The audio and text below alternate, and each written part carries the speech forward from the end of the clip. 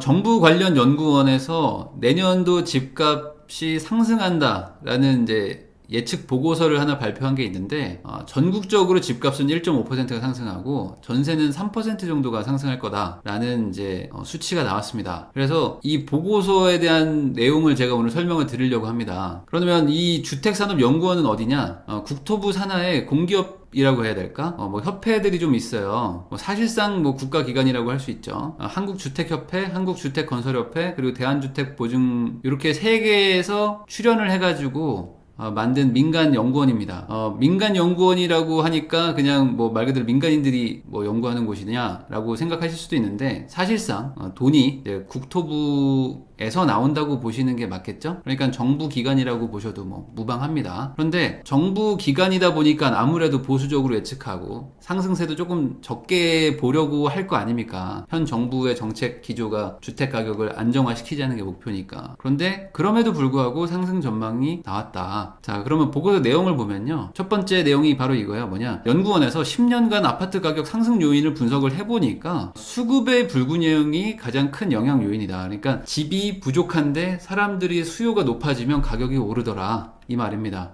그러면 그 요인만 있냐? 그건 아니고 수급이 가장 세고 수요와 공급이 가장 크게 영향을 미치고, 그 다음에 경제 성장률이 좀 높아지면 가격이 올라간다. 당연하겠죠. 사람들이 돈이 많아지니까. 그리고 주택담보대출 증가율, 대출을 많이 받게 되면은 그거 가지고 집을 사는 거니까 상식적으로 판단할 수 있죠. 그런데 이 멘트가 있어요. 뭐냐, 투기 억제론자들 주장과 반대로 다주택 비율이 늘어날수록 아파트값 상승폭은 낮아지고 다주택 비율이 줄어들수록 상승폭은 커지는 경향이 있다. 그러면 다주택자들이 많아지면 투기꾼들이 늘어나서 집값을 올린다라고 많이들 얘기를 하시잖아요. 그런데 실제로 정부 관련된 연구원에서 분석을 해봤더니 다주택자가 오히려 늘어나야지 집값이 안정되더라 라는 부분이 있어가지고 이게 오늘 메인 내용입니다. 자, 그러면 집값에 대해서 조금 더 뒷부분에 내용이 나오는데, 여기 보면은 아까 말씀드렸듯이 수급이 가장 중요하다. 그러니까 공급이 적어지면 가격이 막 올라간다. 그리고 경제가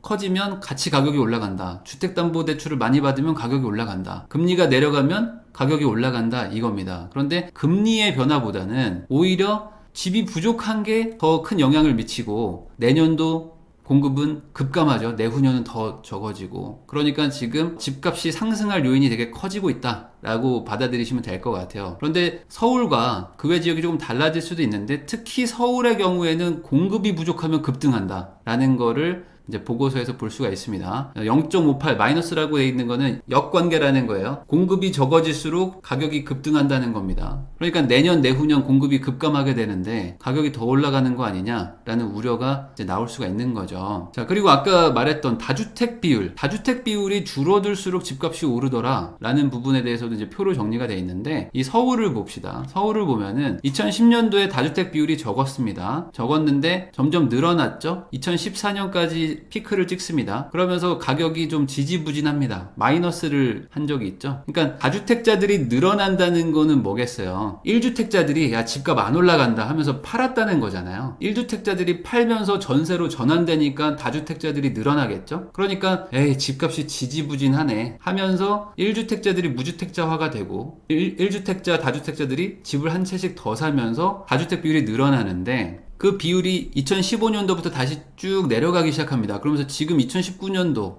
더 많이 내려갔죠. 그러니까 다주택 비율이 줄어든다는 건 다시 이 집들을 무주택자들이 산다는 겁니다. 그 말은 뭐겠어요? 당연히 집값이 올라가니까. 이게 닭이 먼저냐 달걀이 먼저냐의 차이일 순 있는데, 집값이 올라간다고 생각하니까 무주택자들이 집을 다시 사는 거죠. 그러면서 다주택 비율이 줄어들겠죠. 그리고 다주택 비율은 줄어드는데 공급이 적으면 수요는 계속 서울로 몰리고, 그러면 집이 없으니까 전세 물량도 줄어들고, 그러면 야, 안 되겠다, 집을 사야겠다 하면서 다시 올라간다 라는 거를 이 다주택 비율에서 뭐 일부나마 알 수가 있는 겁니다. 전세는 경제 성장률이 가장 크게 요인을 미친다고 합니다. 그러니까 아무래도 전세를 사는 분들도 전세가를 올려주거나 조금 더 좋은 집 가서 전세 살아야지 라고 할 때 내가 월급이 좀 늘어나고 좀 여력이 생겨야지 좀 그런 마음이 들죠. 그리고 금리가 내려갈수록 전세가 올라간다. 그러니까 경기가 좋아지거나 금리가 내려가면 전세는 확 뛴다는 거예요. 당연하겠죠. 금리가 내려가면 내려갈수록 전세자금 대출을 빌리기도 쉬워지지만, 집주인 입장에서는 금리가 내려가니까 전세금 받아가지고 은행에 넣어놓는 게 의미가 없어집니다. 그러니까 금리가 내려가면 집주인도 전세가를 올리려고 하고, 그리고 그 올려준 전세가를 세입자들도 맞춰주기가 좋아지니까 가격이 올라가더라. 수급지수도 뭐 영향이 아예 없는 건 아닙니다. 물량 자체가 적어지면은 전세가 뛴다. 그러면 내년도 내후년도도 계속 물량은 줄어드는데 전세도 같이 올라가는 거 아니겠느냐라는 그런 추정을 하게 되는 거죠. 자, 그래서 이 주택산업연구원에서 내년도 주택가격 전망을 예측을 했는데 전국은 1.5%, 그리고 수도권은 1.4%, 서울은 1.5%가 올라간다. 그리고 아파트만 보면은 뭐 1.8%에서 2% 정도라고 합니다. 그러니까 전체적으로 올라가는데 아파트는 조금 더 올라간다. 그리고 전세는 뭐 서울은 5% 정도 올라갈 것이다.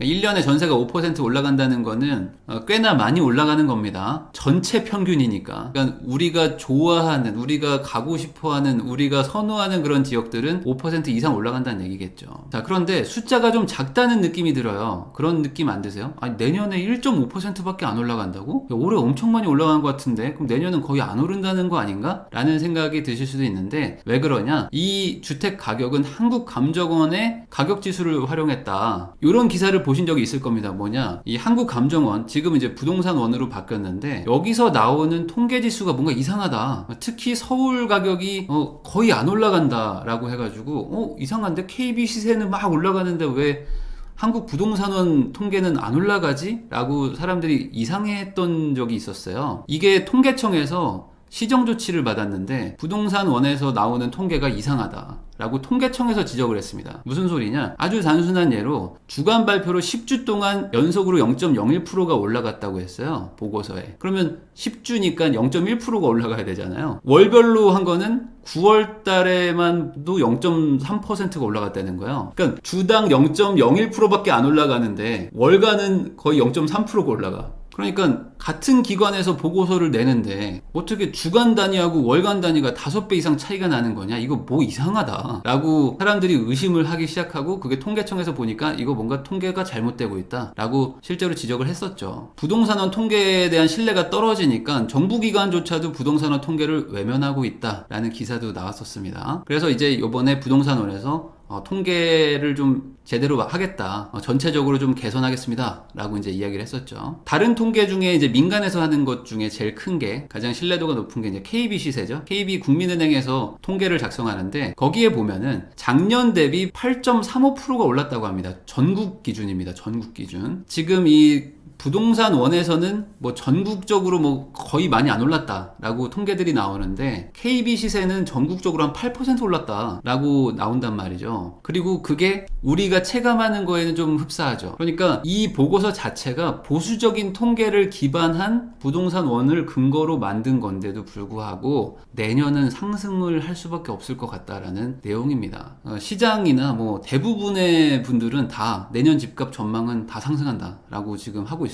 실제로 뭐 KB 경영연구소에서 약 500여 곳의 중개업소와 뭐 학계 전문가들 대상으로 이제 설문조사를 했었는데 압도적이죠. 하락을 예측하는 분들은 뭐 거의 없습니다. 거의 없고 대부분 상승인데, 상승을 얼마나 할 거냐? 그래도 뭐 한 1%, 2% 상승하지 않을까요? 라는 분들도 있지만 아니다, 뭐 3%, 5% 상승할 거다, 이런 분들이 거의 대다수예요. 그러니까 내년이 하락할 거라고 보기에는 좀 더 가지 않을까, 지금보다. 그래서 대부분 지금 예측하는 것들 중에 전세값은 확실하게 올라갈 것이다, 전세값은 뭐 5% 이상 올라갈 거고, 이미 지금 하반기에 올라간 숫자도 장난이 아니다, 한 달에 뭐 1%, 2% 올라가는 지역들이 속출하고 있으니까 이 전세값 상승은 내년도가 이제 본격적으로 나올 것이고, 만약에 뭔가 주택시장이 좀 안정이 된다고 하더라도 공급이 어느 정도 좀 풀려야 되니까 아까 보고서대로 수급지수가 맞아야 되는데 결국에 공급이 돼야 되잖아요. 근데 그 공급량이 지금 부족하다 보니까 되더라도 23년 상반기가 아니겠느냐라는 의견들이 대세를 이루고 있다. 그래서